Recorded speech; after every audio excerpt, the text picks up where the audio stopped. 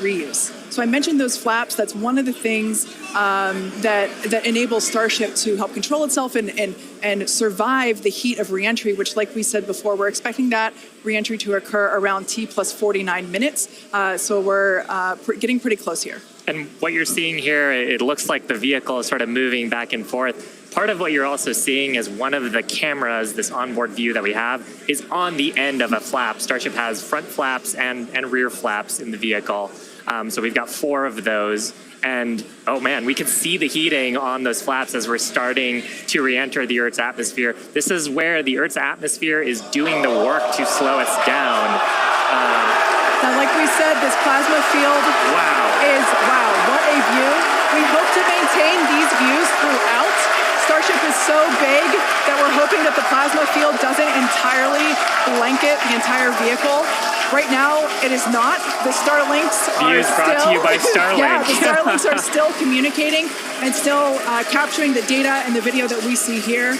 I mean, Shiva, this is just absolutely incredible views. We've never seen anything like this before. This is the biggest flying object ever in space. Absolutely, Kate. And it's important to note, with the ascent burn that we did was to get us to orbital velocities, even though we were on a nearly orbital trajectory. So the heating and the loads that Starship is going through right now are what it would be getting if it were recovering from an orbital mission. And just the fact that we have views through entry, this is incredible. Yeah. Again, this is the furthest and fastest that Starship has ever flown.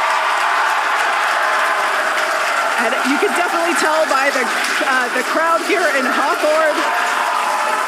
The heat shield tiles doing their work. We talked about it earlier. Up to 2,600 degrees Fahrenheit that those heat shield tiles are dissipating as we are re-entering. Yeah, now this was one of the critical, or rather the key mission objectives that we were hoping to hit today. We have never, like I said before, this is the fastest and furthest that Starship has ever flown. So this is the first time that we're getting to collect this re-entry data and understand how these 18,000 hexagonal heat shield tiles are working together to protect the belly of Starship as it re-enters the Earth's atmosphere. Once again, the atmosphere is doing us a big favor here by... The atmosphere is actually doing us a huge favor here by acting as a braking system for Starship as it re-enters the atmosphere. And that's part of the reason why the flaps are so important. We're using the body of Starship and the drag from the atmosphere to slow us down from orbital speed, but you want the vehicle to remain stable. You want those heat shield tiles pointed down so they can absorb the heat of the Earth's atmosphere.